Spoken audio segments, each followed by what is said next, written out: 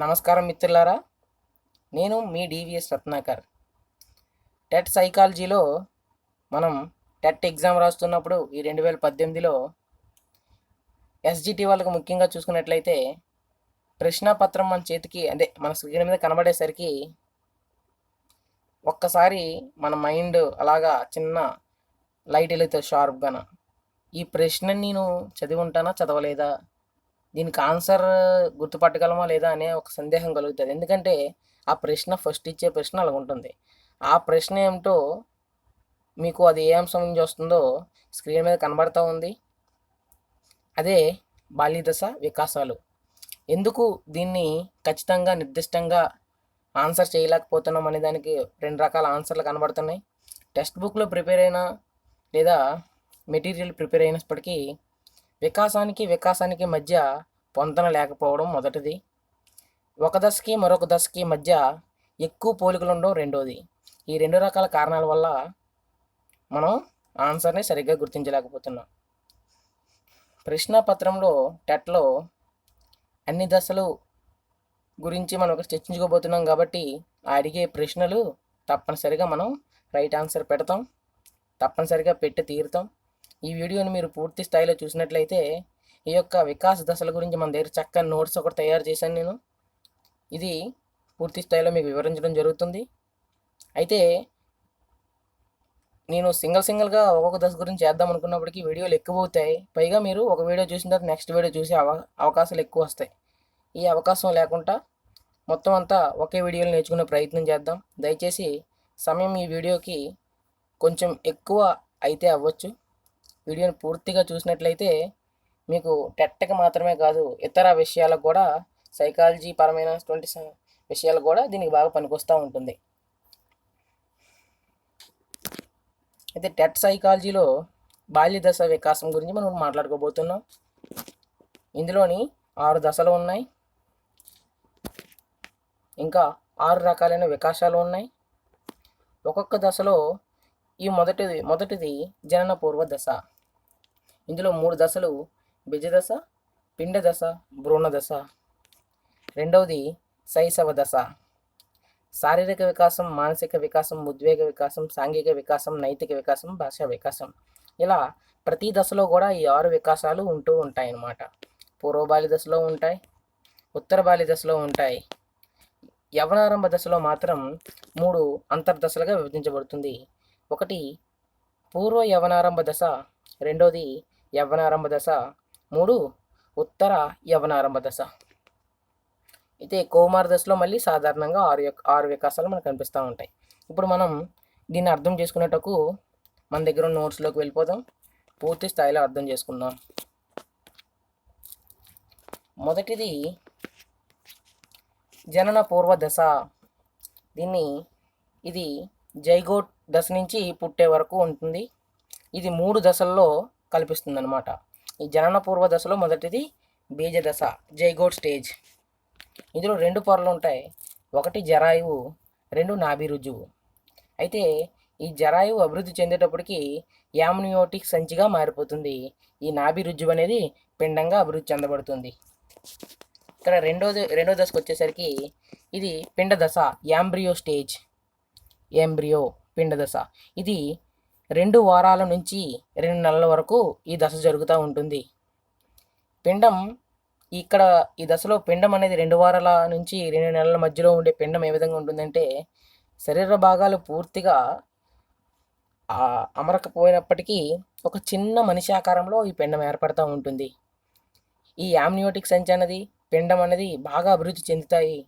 ఈ దశలోని పూర్తయ్యేసరికి పిండం యొక్క సరాసరి బరువు 1.5 అంటే 1/4 ఔన్సులు. ఇంకా పిండం యొక్క పొడవు 1.5 అంగుళాలు ఉంటుంది. అంగుళాలు గుర్తుంచుకోండి. అయితే సాధారణంగా దీని గురించి ఎక్కువగా చింతించక్కర్లేదు. బరువు అనే కఠినమైన ప్రశ్నలు మనకి ఎప్పుడు రావు, గుర్తుంచుకోండి. మీరు టెట్ బిట్ ప్రిపేర్ అయ్యేప్పటికీ కొన్ని సందర్భాల్లో కఠినమైన స్థాయిలో ప్రిపేర్ అవుతూ ఉంటారు. అన్ని రకాల ప్రశ్నలకి కఠిన స్థాయి పనికిరాదు, అది మీరు గుర్తుంచుకోవచ్చు. మీరు విషయాన్ని అవగాహన చేసుకునేటప్పుడు కొంచెం కలిపి చెప్తున్నాను. దాదాపు చాలా వరకు మీకు చెప్పిన దాంట్లో విషయం కోసం చెప్పిందంటే బిట్లు కొంచెం చాలా తక్కువగా ఉంటాయి, అది మీరు అర్థం చేసుకోండి. ఎందుకంటే మనం విషయాన్ని వేరే దాంతో కల్పిస్తారు కాబట్టి విషయం తెలుసుకుంటే ఆ దశలో వచ్చే మార్పు గురించి మనం ప్రత్యక్షంగా తెలుసుకునే అవకాశం ఉంటుంది. ఇక మూడో దశకు వచ్చేసరికి దీన్ని పీటర్ స్టేజ్ అంటారు, భ్రూణ దశ. ఇది 2 నెలల నుంచి పుట్టుట వరకు ఉంటుంది. ఇక్కడ ఈ దశలోని కొత్త భాగాలు ఏమి ఏర్పడవు కానీ పిండం బాగా అభివృద్ధి చెందుతుందండి. అయితే పిండం 7 నెలలు వచ్చేసరికి పూర్తిగా చెందని శిశువు అవుతారు. కానీ ఈ పరిపక్వ చెందిన శిశువు పుట్టినప్పటికీ బతికే స్థాయిలో ఉంటారు, గుర్తుంచుకోండి. ఇక 9 నెలలు అయినసరికి పిండము పూర్తి పరిపక్వ చెందుతుంది, శిశువుగా బయటికి పుడతారు. అయితే ఇక్కడ మనం కొన్ని విషయాలు నేర్చుకోవాలి ఫ్రెండ్స్. అది ఏంటంటే, పుట్టుకతో బాగా అభివృద్ధి చెందిన జ్ఞానేంద్రియం ఏదైనా ఉందంటే చర్మము.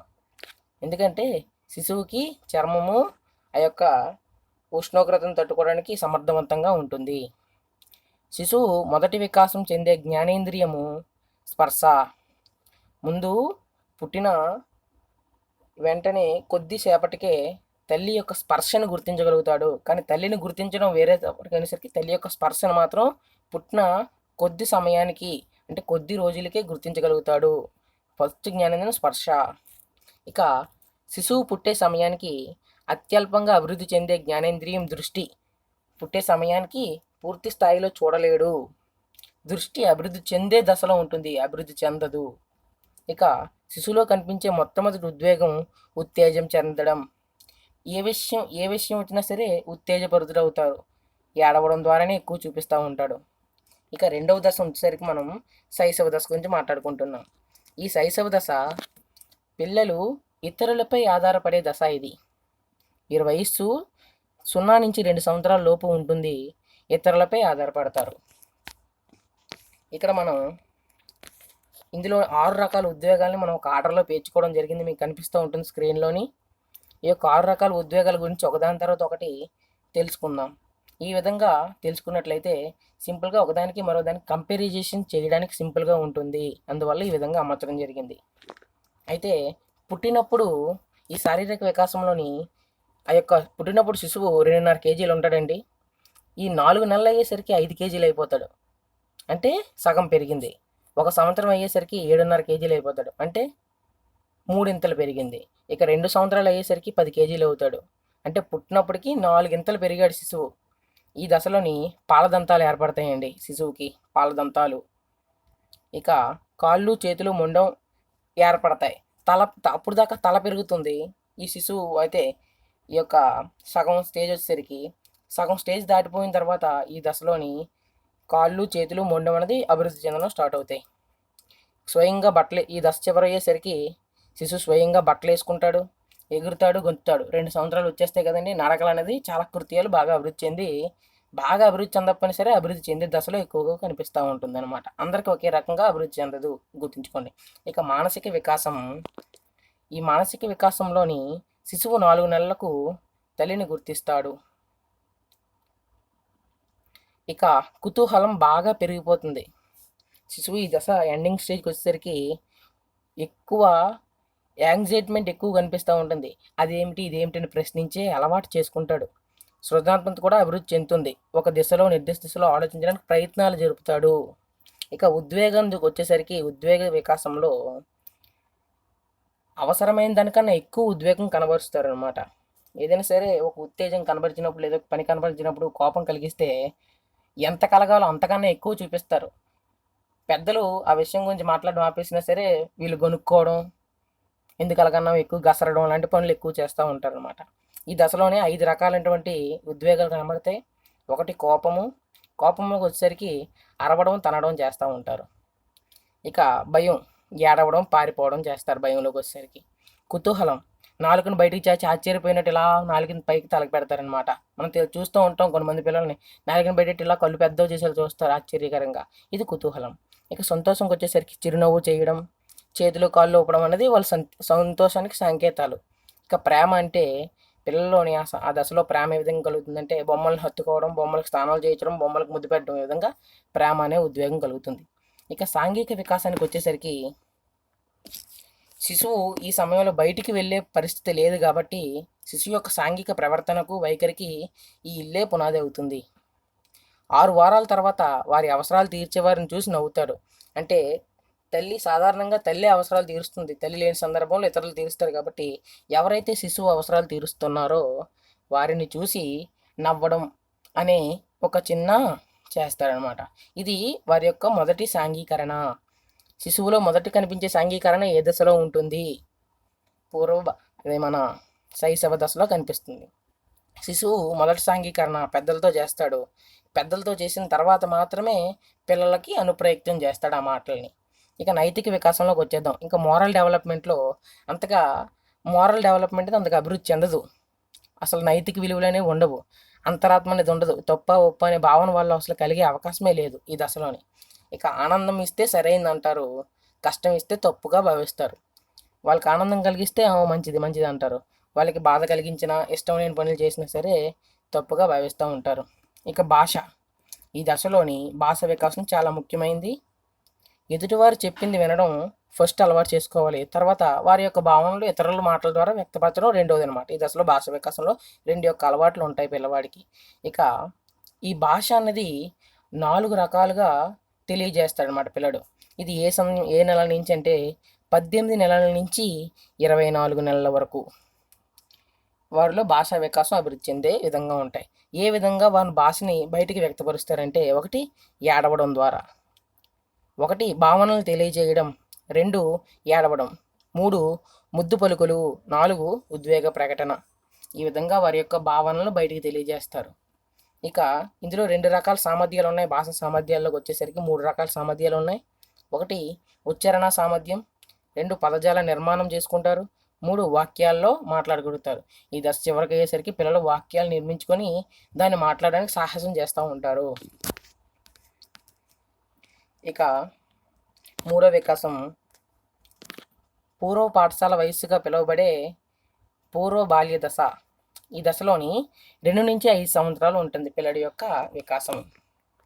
2 నుంచి 5 సంవత్సరాల్లో మనం పిల్లల్ని ఈసీసీ కేంద్రాలకు, అంగన్వాడీ కేంద్రాలకు పంపించే దశ కాబట్టి పూర్వ పాఠశాల వయస్సు అని దీన్ని అనుకుంటూ ఉంటాం.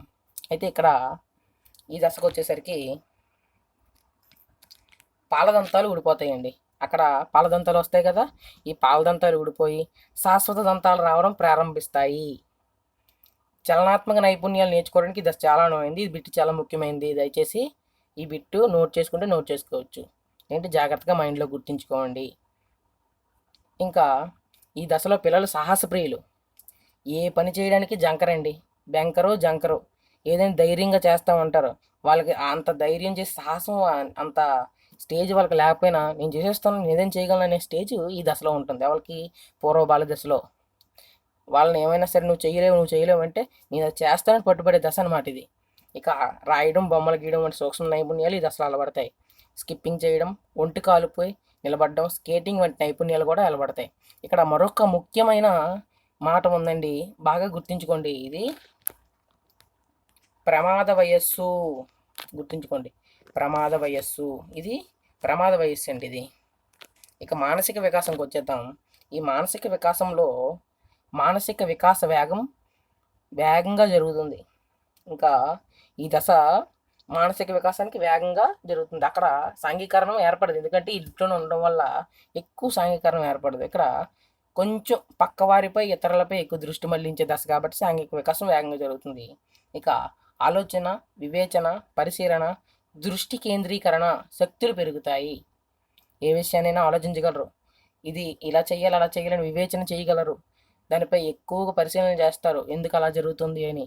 ఈ రకమైన పరిశీలన దృక్పథాలు ఈ వయసులో ఏర్పడతాయి, పెరుగుతాయి.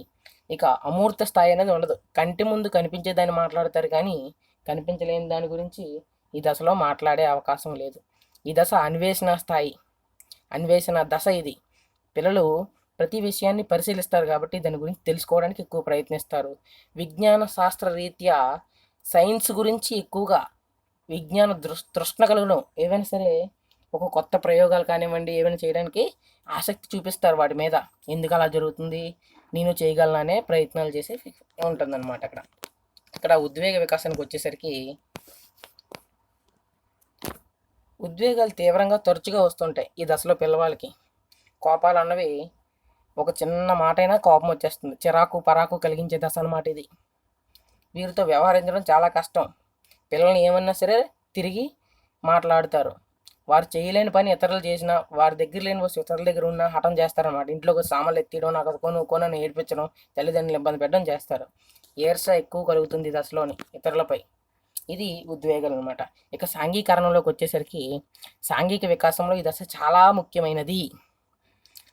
ఎందుకంటే అప్పుడప్పుడే వాళ్ళు ఇంటి వద్ద నుంచి బయటికి వచ్చి సమాజాన్ని చూసే పరిస్థితి ఈ దశలో ఏర్పడుతుంది కాబట్టి. అంటే సమాజంతో నైపుణ్యం పెంచుకునే ఏర్పడుతుంది. పూర్వం శైశవ దశలో కూడా సమాజాన్ని చూస్తారు, వాళ్ళతో అందరితోని చర్చించరు కానీ అందరినీ గమనించగలరు. ఈ దశలో మాత్రం వారితో చర్చించగలరు, సంబంధాలు పెట్టుకునే దశ కాబట్టి సాంఘిక విషయం చాలా ముఖ్యమైనది. దీన్ని పూర్వముఠా దశ అంటారు. బాగా గుర్తుంచుకోండి, పూర్వముఠా దశ. ఈ దశలోని బాగా ఇది కూడా చాలా ఇంపార్టెంట్ బిట్ అండి. క్రీడలు ఎక్కువగా క్రీడలు సాంఘిక వికాసంలో క్రీడల గురించి తప్పనిసరిగా ఎక్కువసారి బిట్లు వస్తుంది. మనం తెలుసుకోవాలి ఇక్కడ సమాంతర క్రీడ అంటే ఏంటి, సంసర్గ క్రీడ అంటే ఏంటి, సహకార క్రీడ అంటే ఏంటి. సమాంతర క్రీడ అంటే ఈ దశలో పిల్లలు డైరెక్ట్గా ఒకే ఆటలో గ్రూప్గా ఫామ్ అవ్వరు కానీ ఇతరులు ఆడుతున్న ఆటను చూసి పక్కన వేరొక ఆట ఆడుతారు. దీన్ని సమాంతర క్రీడ అంటారు.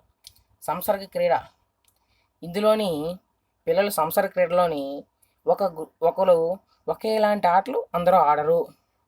నీది వేరే ఆట, నాది వేరే ఆట, పోలికలు ఉండే ఆట ఆట మాత్రం జరుగుతుంది.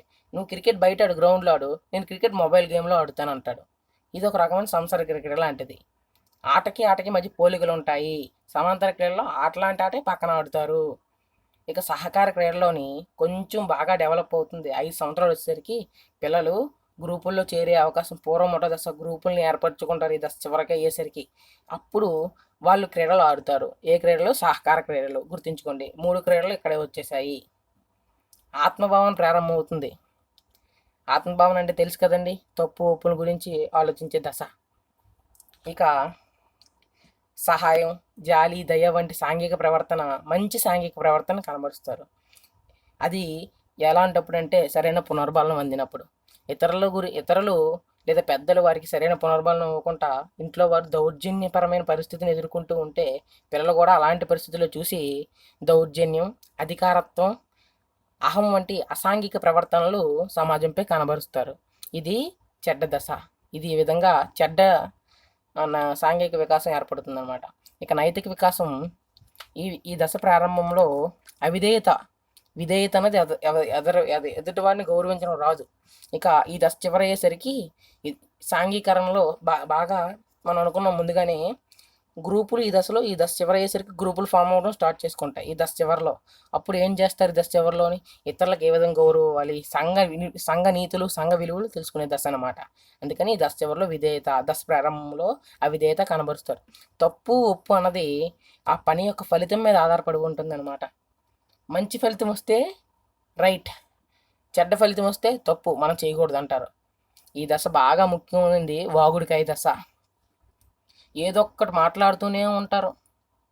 పెద్దోళ్ళని కానీ, టీచర్లను కానీ, అంగన్వాడీలను కానీ మాట్లాడమంటే చాలు ఏదేదో మాట్లాడుతూ ఉంటారనమాట వాగుడికాయల దశ. ఇక వాళ్ళ గొప్పలు వాళ్ళు చెప్పుకుంటారు.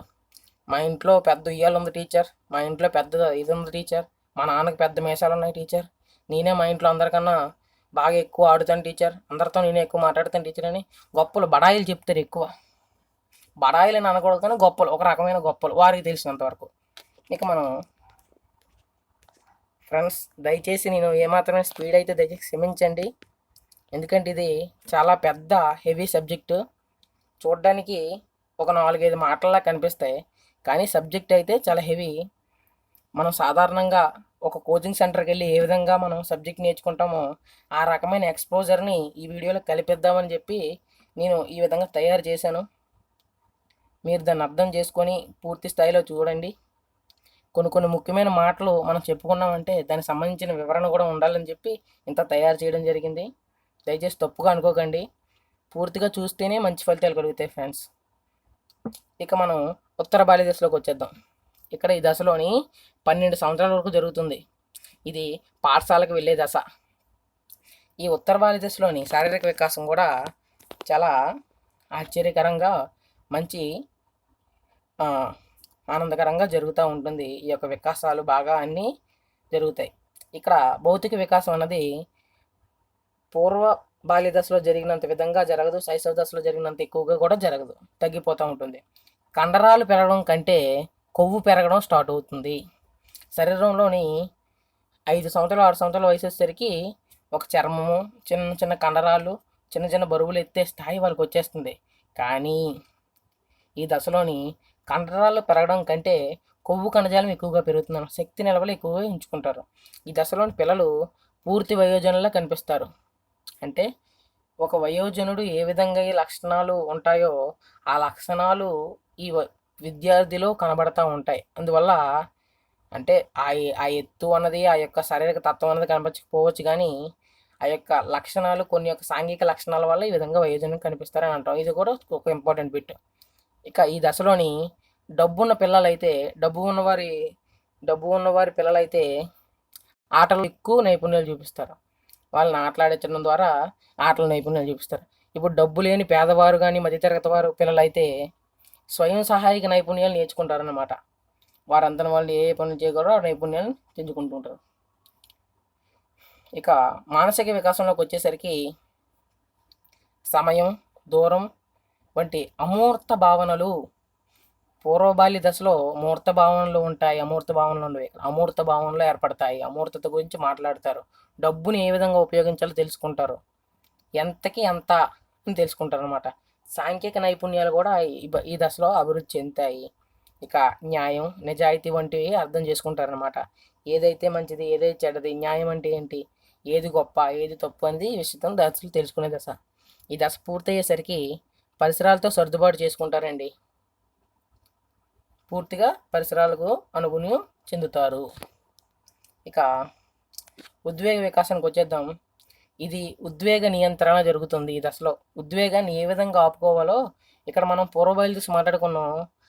పూర్వబాల్య దశలోని చూడండి, మనం ఒక్కసారి ఉద్వేగాలు తీవ్రంగా వస్తూ ఉంటాయి.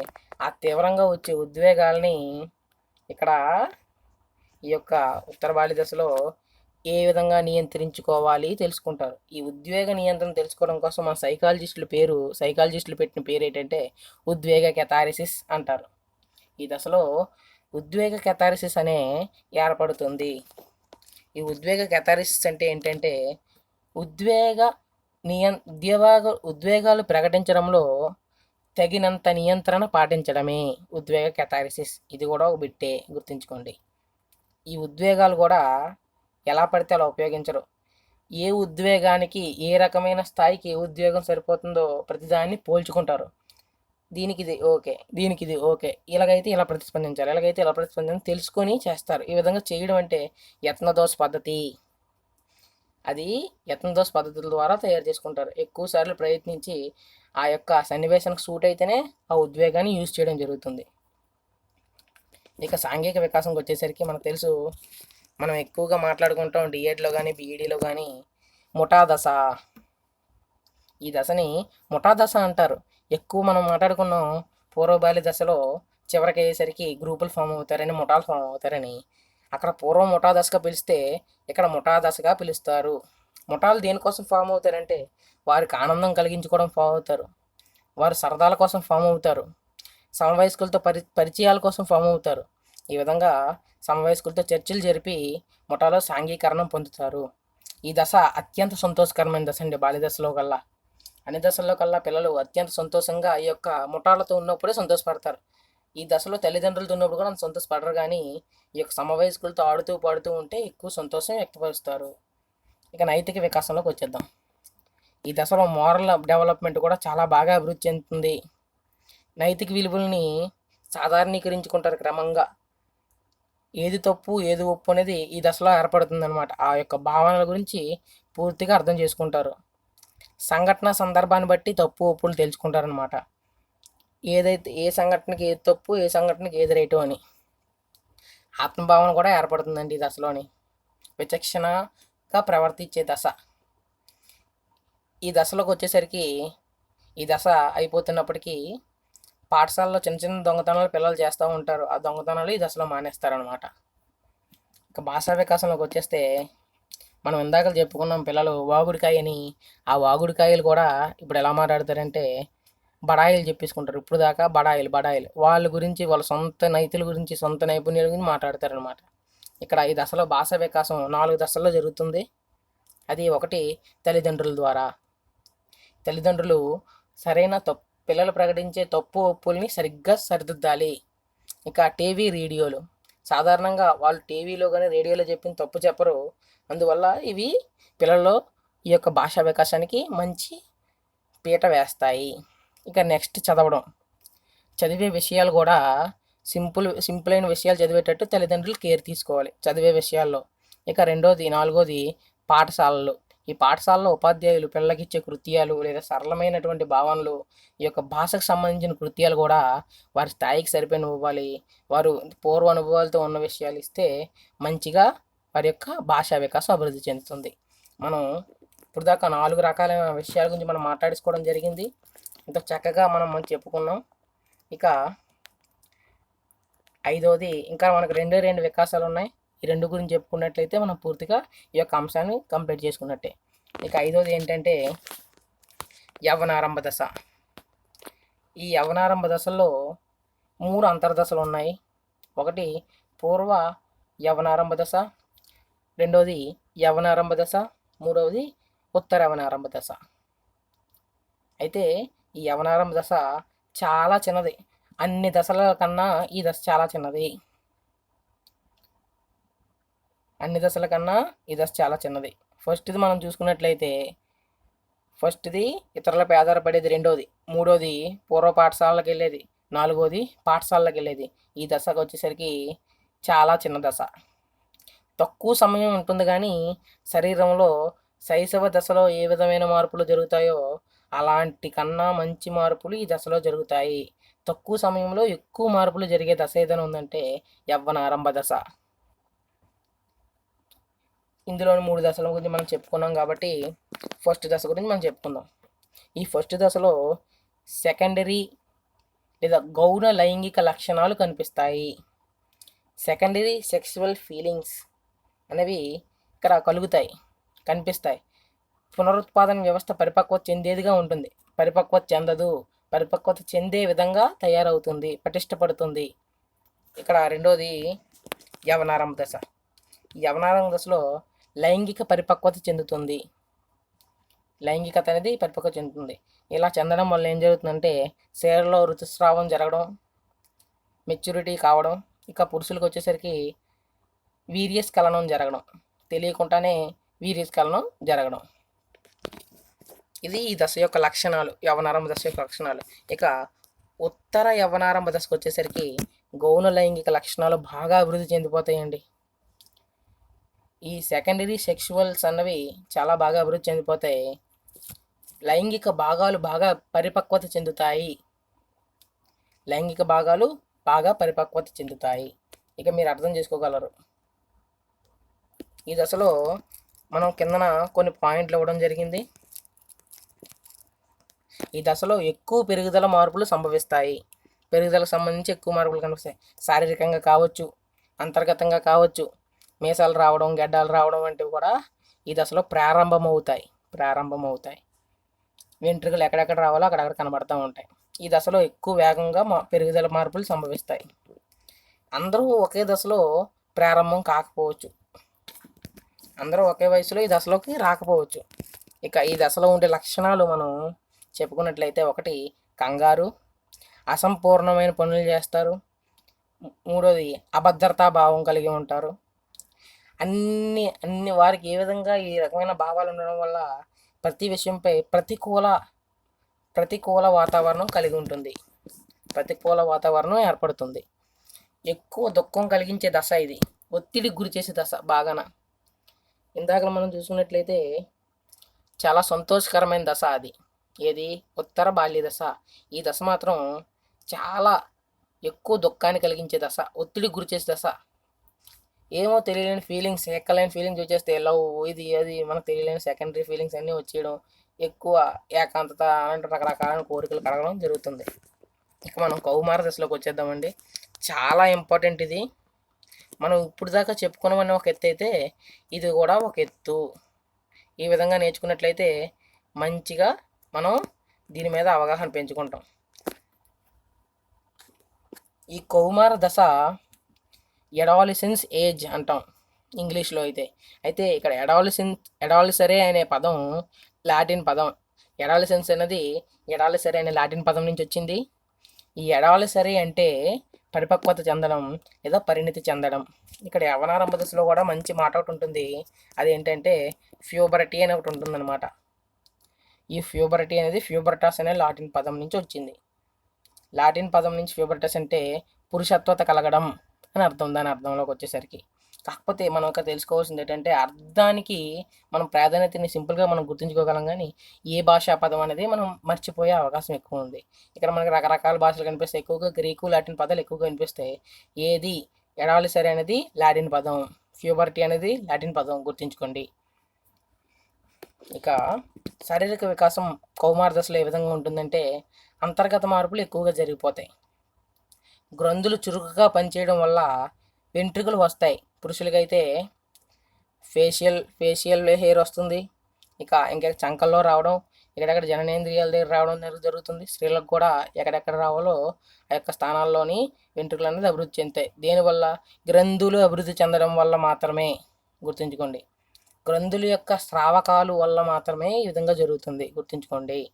ఎందుకంటే దీని గురించి మళ్ళీ మనకి మూర్తిమత్వం స్థానంలో మనం దీన్ని మాట్లాడుకుంటాం. ఆ గ్రంథుల యొక్క పనితీరు లోపిస్తే ఏమేమి జరుగుతుందో అది దానికి మాట్లాడుతాం. అందువల్ల ఇక్కడ చిన్న పాయింట్ వచ్చింది కాబట్టి చెప్పాను. ఇక పరిపక్వత అనేది అమ్మాయిల్లో ముందు జరుగుతుంది, స్త్రీలలోనే ముందు పరిపక్వత జరుగుతుంది. పురుషుల్లోని స్త్రీలలో ఒక బేగా జరిగిపోయిన తర్వాత పురుషుల్లోని స్త్రీల కన్నా ఆలస్యంగా జరిగినప్పటికీ పురుషుల్లో ఈ విధమైనటువంటి పరిపక్వత చెందిన తర్వాత స్త్రీల కన్నా ఎక్కువ హైట్ ఎదుగుతారు, స్త్రీల కన్నా హైట్ పెరుగుతారు. ఇది గుర్తుంచుకోండి.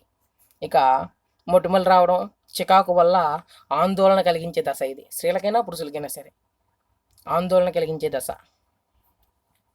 ఈ దశ గురించి స్టాన్లీ హాల్ అనే ఒక గొప్ప వ్యక్తి మంచి మాట అన్నాడండి. ఏంటంటే అది ఒత్తిడి కలహాలతో కూడిన దశ అని చెప్పి ఈ కౌమార దశ గురించి అనడం జరిగింది.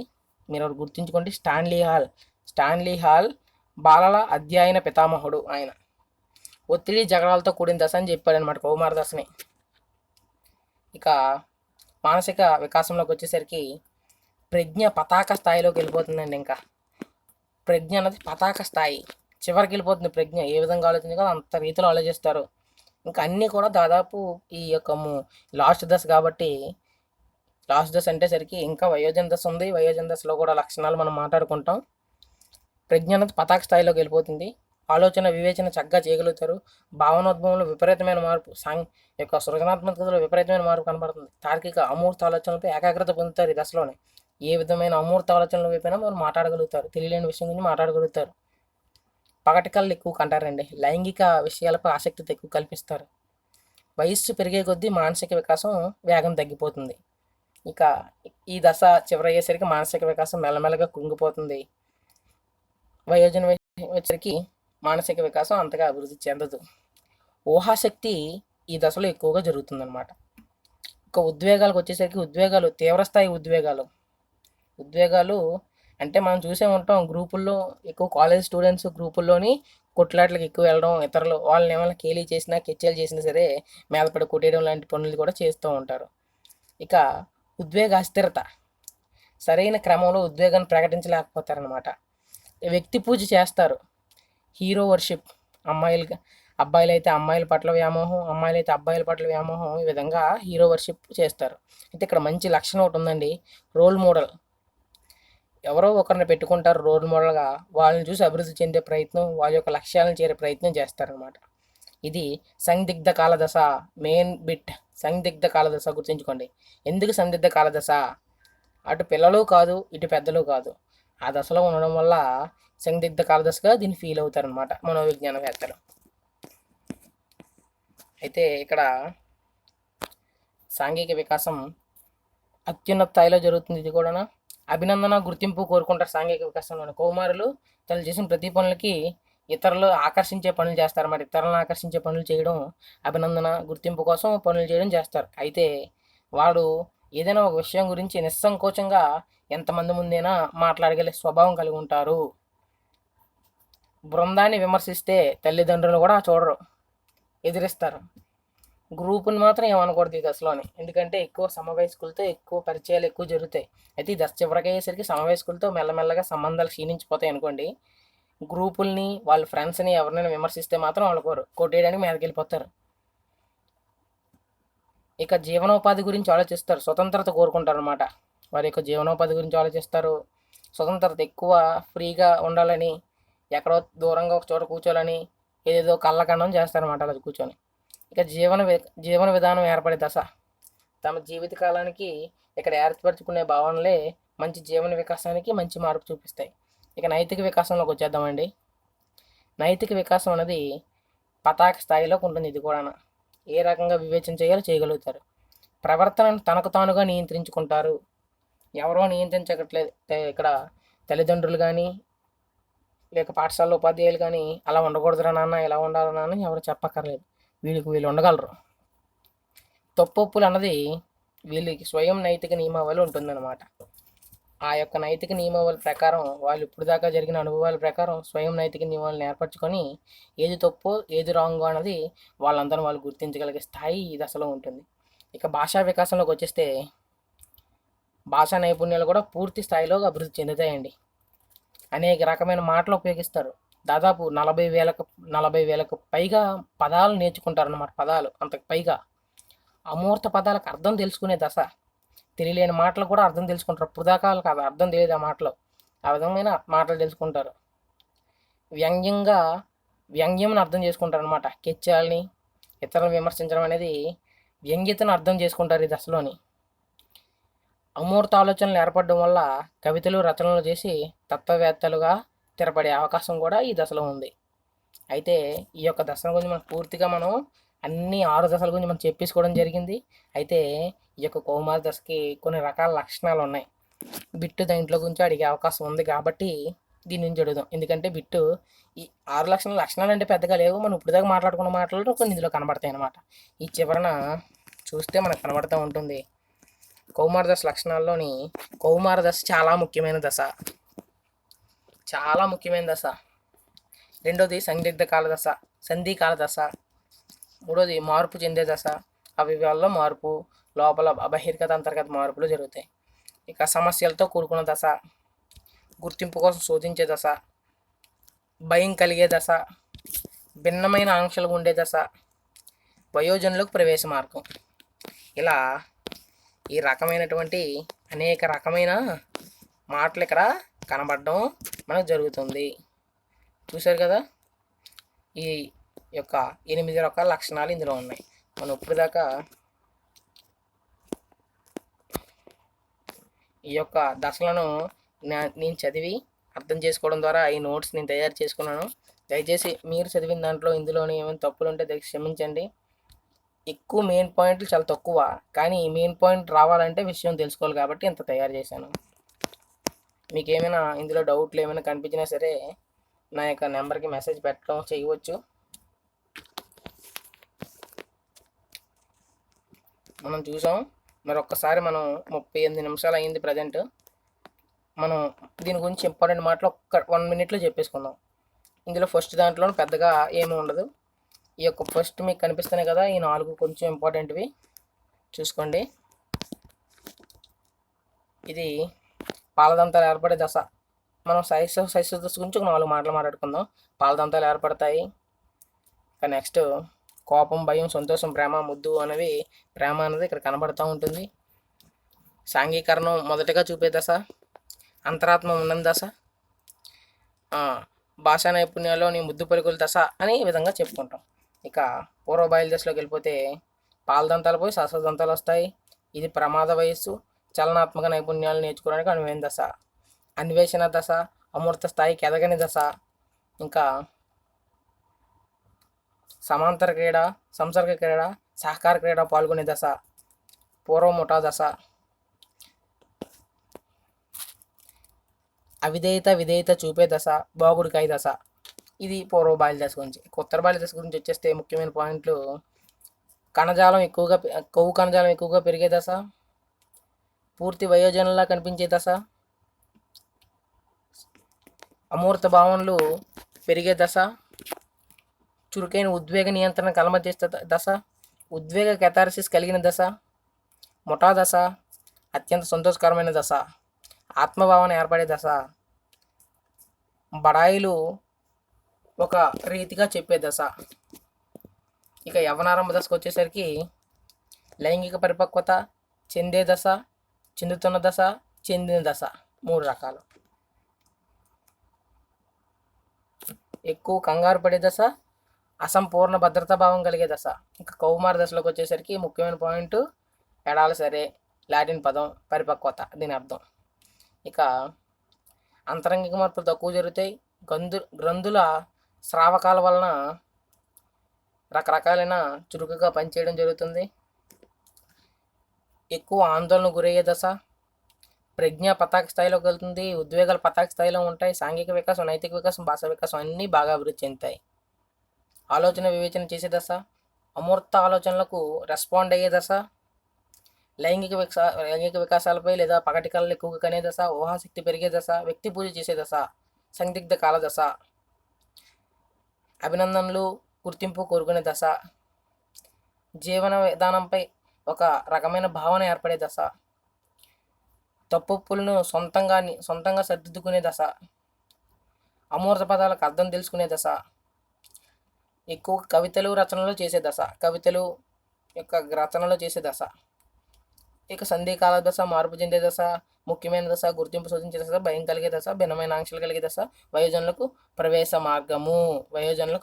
మార్గము ఈ దశ. ఇక వయోజన దశ గురించి మనం మాట్లాడుకుంటే సింపుల్గా ఏముంది, ఉత్పాదక స్తబ్దత గురించి ఆధారపడి ఉంటుంది. ఫ్యామిలీ అండ్ రిలేషన్స్ గురించి ఎక్కువ మాట్లాడతాం. దాని గురించి సాధారణంగా ఈ దశలో ఎక్కువ మాట్లాడే అవకాశం ఉండదు. ఇక మన ఎలిజబెత్ హర్లాక్ అనే మాటలో ఇక ఆ దశ గురించి ఎక్కువగా మాట్లాడతాం. దీని గురించి ఇక్కడ ఈ దశ వరకు సరిపోతుంది. మనం ఈ విధంగా చక్కగా నేను నోట్స్ తయారు చేసుకున్నాను ఫ్రెండ్స్. మీకు ఏమైనా ఇందులో తప్పుగా అనిపించుంటే దయచేసి క్షమించండి. ఇది నా సొంతంగా నేను అర్థం చేసుకుని తయారు చేసుకున్న నోట్స్ మాత్రమే.